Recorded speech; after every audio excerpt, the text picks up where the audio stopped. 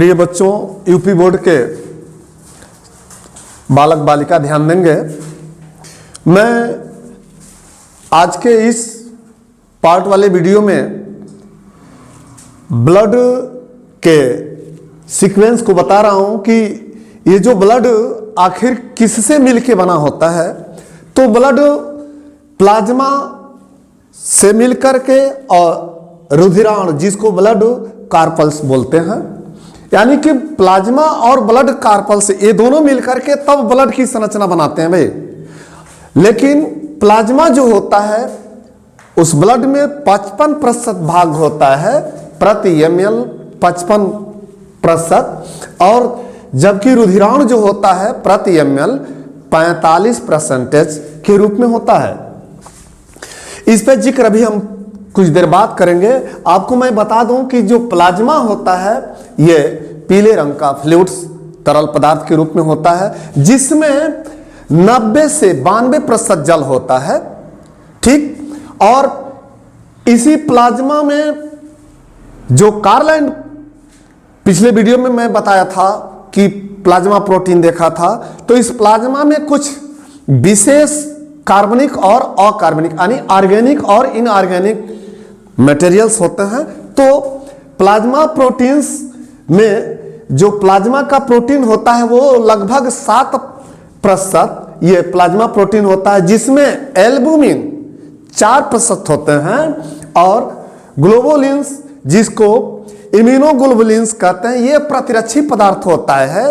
ये प्रति ml 1.5 के रूप में होता है। ये कंपटीशन में पूछता है कि इम्यूनोग्लोबुलिन्स हमारे पूरे प्लाज्मा या ब्लड प्रोटीन्स में किस रूप में पाया जाता है, इम्यूनोग्लोबुलिन्स के रूप में, और 1.5 प्रति मिली के हिसाब से होता है। और ये प्रतिरक्षी यानी कि ये एक प्रकार से एंटीबॉडीज का काम करता है, सुरक्षा प्रदान करता है। और अगले प्रोटीन वाले में बात करते हैं। ये देखिए फाइब्रिनोजेंस। फाइब्रिनोजेंस हमारे प्लाज्मा प्रोटीन्स का ही हिस्सा होता है, और प्रोथ्रम्बिन्स ये भी, जबकि फाइब्रिनोजन जो होता है वो 0.3% के आसपास होता है। ये फाइब्रिनोजन और ये प्रोथ्रम्बिन, ये दोनों देखें, बड़ा इंपॉर्टेंट चीज है। ये रुधिर को थक्का बनाने के काम करता है। जैसे मान लीजिए कट गया, कहीं चोट लग गया, बह रहा है, खून बह रहा है, तो यही फाइब्रिनोजन और ये प्रोथ्रम्बिन ये थक्का बनाने का काम करते हैं। फिर कार्बनिक पदार्थ में और क्या क्या चीज पाए जाते हैं? वसा होता है, विटामिन होता है, कोलेस्ट्रॉल होता है, इसी तरह से सारी चीजें इसमें कार्बनिक ऑर्गेनिक के रूप में पाई जाती है। लेकिन इसमें अकार्बनिक पदार्थ भी पाए जाते हैं प्लाज्मा में। मैं बता दूं कि सबसे पहले अकार्बनिक लवण की मात्रा जो होती है 0.9% होती है, ये भी कंपटीशन में पूछ लेता है। उसके बाद से इनऑर्गेनिक के रूप में calcium, magnesium, sodium, iron, iodine, sulphur, chlorine पाए जाते हैं। फिर देखा, अब सबसे माइनर चीज मैं आपको बता रहा हूं जो कि कंपटीशन में पूछता है। एल्बुमिन 6 से 7 ग्राम प्रति 100 ml से अगर शरीर में कम होता है तो जान लीजिए उस समय हाइपो एल्बुमिनिया रोग हो जाता है, ठीक, जिसके कारण वो व्यक्ति के अंदर इम्यूनिटी बनबे नहीं करता है और वो कमजोर हो जाएगा, बिल्कुल ऐसे चिचक पुचक के हो जाएगा। और तत्काल वो समझ लीजिए कि अब वो रोगी हो ही गया, ठीक है ना। अच्छा, रोगी भी हो जाएगा अगर इसका दर और तेजी से बढ़ा, तब जान लीजिए कि उसके शरीर में सूजन हो जाता है, ठीक। अगला चीज, कोलेस्ट्रॉल हमारे प्लाज्मा में 150 से 180 मिलीग्राम अति आवश्यक होना चाहिए। पैथोलॉजी में इसका जांच जब होता है ना, तो 150 से 180 मिलीग्राम जान लीजिए प्लाज्मा में इसकी कोलेस्ट्रॉल की उपस्थिति होनी चाहिए, पर वो भी कहां, प्रति 100 ml में। अगर इससे अधिक हो गया तो समझिए कि व्यक्ति हाइपोटेंशन का मरीज हो जाता है। आजकल तो और लोग हो जाते हैं, काहे हो जाते हैं कि तेलहार जो खाते हैं ना, सवेरे पकौड़ी खा लेते हैं, दिन भर पकौड़ी खा लेते हैं, बफर सिस्टम में जाते हैं, चटवे पर ढवा जाते हैं। अब बच्चियां लोग तो क्या करती हैं ना, जैसे देखिए चाट की दुकान पर लाइन लगा देती हैं और खास करके चटवे लगाती हैं खाने। तो इस नाते भाई देखिए, आजकल के युग में अगर आप कोलेस्ट्रॉल चीज को खाना थोड़ा कम करेंगे तो जानिए सेहत आपका अच्छा रहेगा। अगला चीज है कि प्लाज्मा में अगर यूरिया 7 से 30 मिलीग्राम नियंत्रित होना चाहिए, वो भी कितना, प्रति 100 ml में। अगर इससे अधिक हो गया तो समझिए यूरेमिया रोग हो जाता है। यह भी हमको और हमारे शरीर को प्रभावित करता रहता है। तो आज के इस प्लाज्मा का कार्य बताएंगे। अच्छा भाई, प्लाज्मा का कार्य भी बता दे रहा हूं। प्लाज्मा के कार्य में देखिए, ये रुधिर को थक्का बनाने का भी कार्य करता है।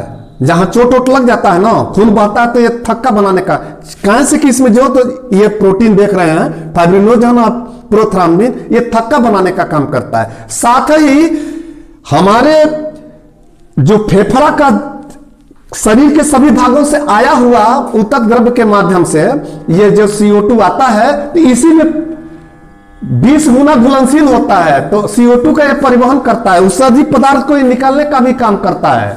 समझ गए ना? तो ये इसका कार्य है, समझ ली। और सबसे मुख्य काम है कि एंटीबॉडीज का कार्य करता है।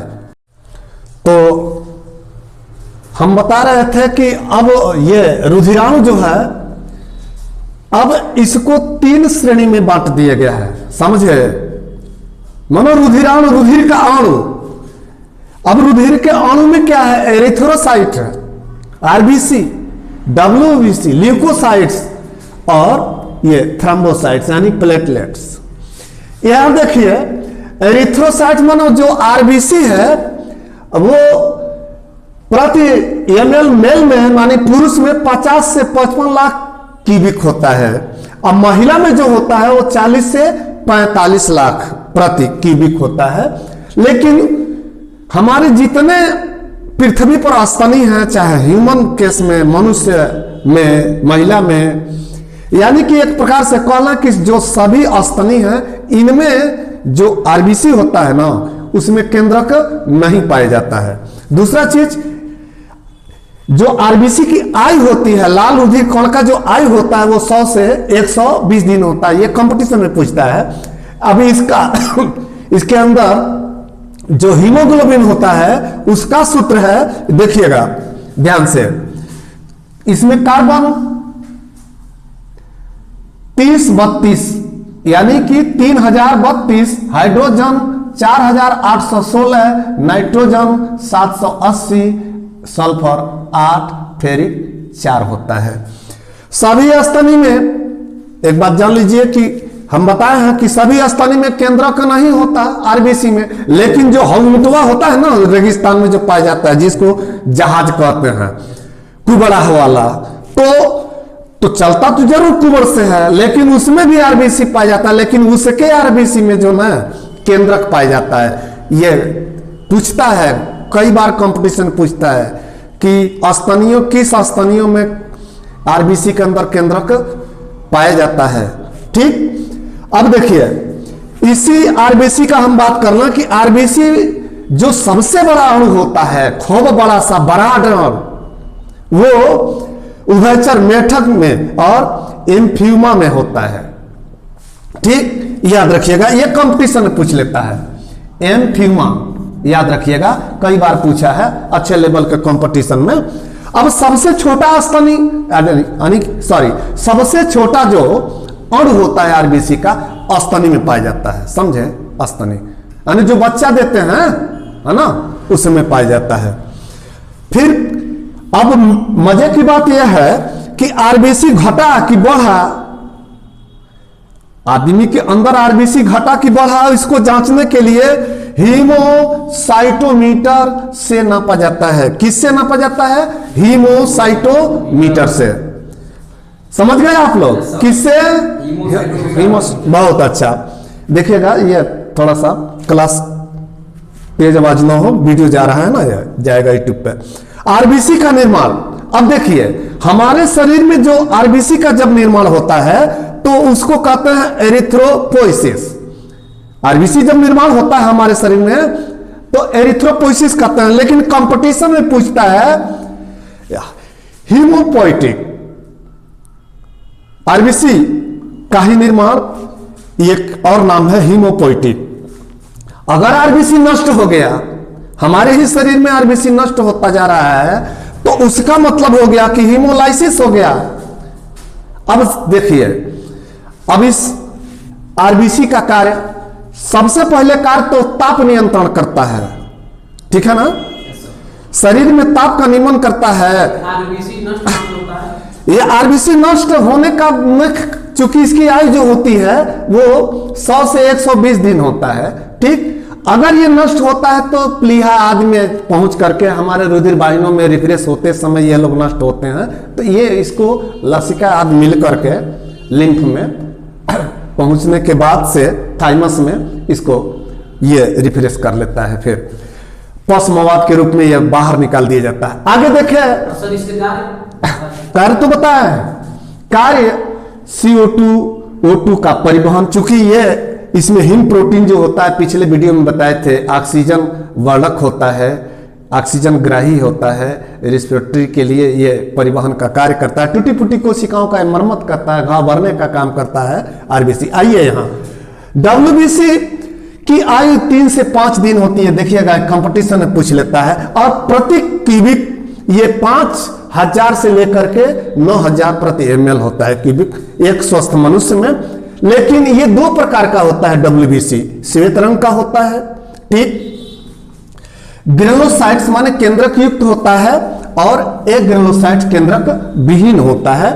तो केंद्रक युक्त, इसमें केंद्रक पाए जाते हैं, इसमें हम पिछले वीडियो में बताए थे कि इसमें केंद्रक नहीं पाए जाते। अगर किसी का आरबीसी आप जांच करेंगे तो केंद्रक है या नहीं, तो डीएनए कहां से मिलेगा, इसमें डीएनए मिल जाता है।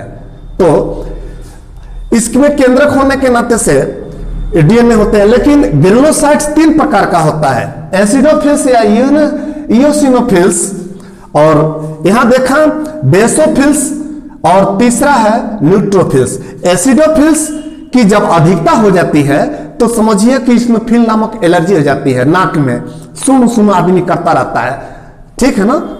अब यही एलर्जी जब बढ़ जाता है तो आदमी खांसी में परिवर्तित हो जाता है, लगता है खांसने। अब खांसते खांसते पिछले वीडियो में बताए थे कि इसनोफिल एलर्जी हो जाती है, बार बार ठंडक लगने से उसके नाक में सर्दी बना रहेगा, खांसता रहेगा, हाँफता रहेगा, दामा का भी मरीज हो जाएगा। फिर आगे देखें बेसोफिल्स, ये इनकी आयु जो होती है 8 से 10 घंटा होती है, इनकी भी आयु जो होती है वो 8 से 10 घंटा होती है, याद रखिएगा, ये कंपटीशन में पूछ लेता है, ठीक। अब देखिए ये हिपेरिन वगैरह है, ये चीज देखिए हिपेरिन, ये हिपेरिन वगैरह को ये प्रेरित करता है एक प्रकार से, ये कंपटीशन में पूछ लेता है। जबकि लीवर हिपेरिन का निर्माण करता है, यहां यह भी हिपेरिन से संबंधित होता है। न्यूट्रोफिल्स जो होता है ये, अब देखिए बेसोफिल्स की जो क्वांटिटी होती है ना ब्लड में वो 0.5% से 1% होती है, और न्यूट्रोफिल्स की क्वांटिटी हमारे ब्लड में प्रति ml, ये सबसे इंपॉर्टेंट है, 60 से 65 होता है। और ये रोगाणुभक्षी का काम करता है, किसका काम करता है, रोगाणुभक्षी का काम, जीवाणु रोगाणु आदि जो भी बाहर से चीजें आए होते हैं उनको नष्ट कर देता है, ठीक। अब एक ग्रेनुलोसाइट्स को देखिए जिसको कणिका विहीन कहते हैं, ये अमीबा के आकार का, अनियमित आकार का होते रहते हैं, शरीर में घूमते रहते हैं, लिम्फोसाइट्स के नाम से। ये देखिए लिम्फोसाइट्स के रूप में होते हैं, मोनोसाइट्स के रूप में होते हैं।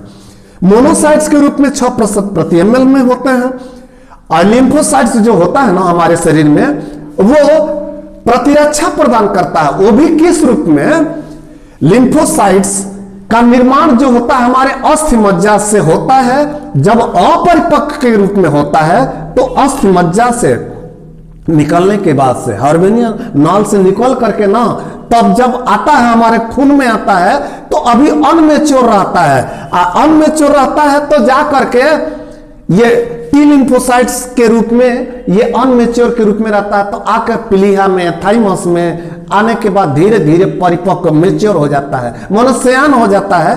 किसको मारने के लिए? रोगाणु जो आया रहता है उसको मारने के लिए, समझे ना? लिम्फोसाइट कितने प्रकार के होते हैं? लिम्फोसाइट्स टी और बी के रूप में बेटा, ठीक। अब सुनिए, बी लिम्फोसाइट्स यह भी अस्थिमज्जा से बनता है। अस्थिमज्जा से बनने के बाद से हार्वेशन नाल के बाद जब हमारे रुधिर में आता है तो ये फैल करके पूरा का पूरा शरीर में छितिरा जाता है।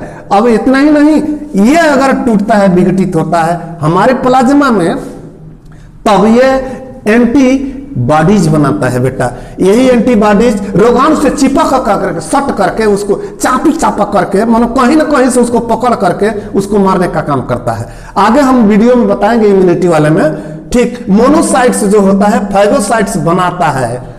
फाइगोसाइट्स उसको भक्षण करने का, धर के उसको लोलिया के पकड़ के, उसका हबोट के कपोट के, उसको खा के लील छिदिर करके उसको नष्ट कर देता है, समझे?